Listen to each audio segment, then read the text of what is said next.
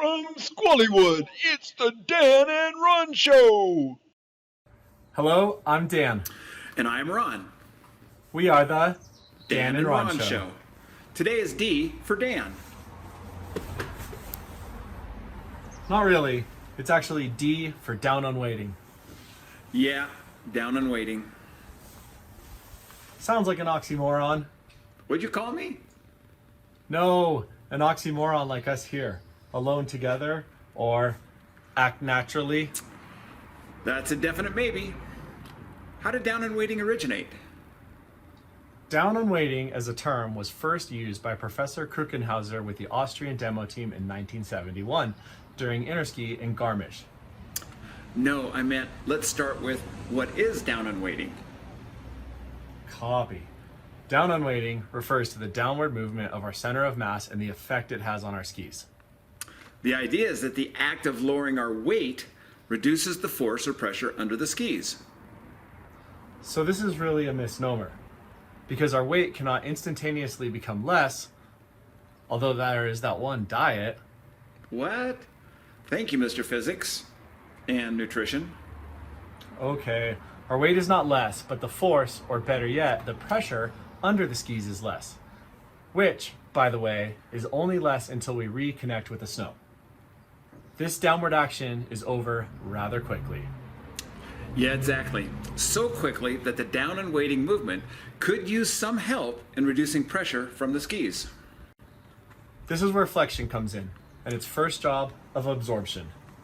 Yep, and there are two methods. Absorption, which is passive, can be delineated into reploiement and avalement. And retraction, which is active and what the World Cup racers call the suck switch. Two are old terms, like you, Graybeard, and one young, hip, cool term, like me. I like to think of them as two French terms and one colloquial overstatement. Let's start with the French. Down on waiting by flexing of the ankles and legs is reploiement.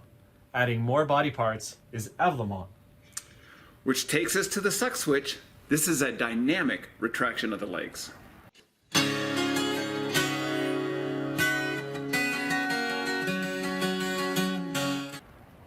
Down on waiting in any form can be used as a terrain absorption tactic and as a transition or turn initiation strategy.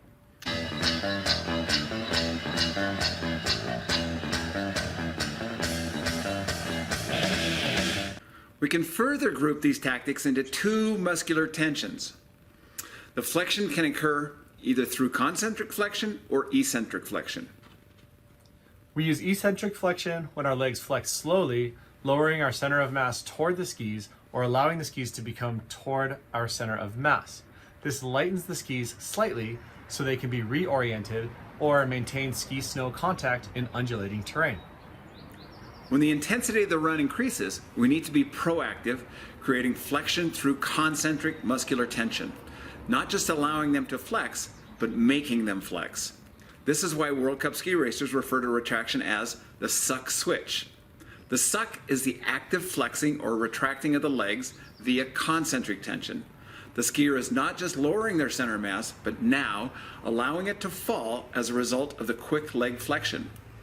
This very fast flexing movement leaves the center mass without a foundation, and the pressure under the skis is reduced to zero. The skis are then free to go either from edge to edge or reorient. While ski racers will do the suck switch, this is very fatiguing. This flexed position, if maintained, results in a lot of effort and can lead to premature fatigue for those clients that are not in the best physical condition. In the moguls, advanced skiers will use a version of the suck switch retraction move. Due to the size of the moguls and the speed they are skiing, they can't just wait to allow the moguls to flex their legs. They need to be proactive in this flexion. Okay, 3 methods, 2 strategies done in 4 minutes. In summary, down on waiting involves a flexion that reduces or eliminates pressure under the ski. He never forgets the summary, does he? That's what a good instructor does. Well, we'll see you next week. For the letter E, I'm on the edge of my chair with anticipation.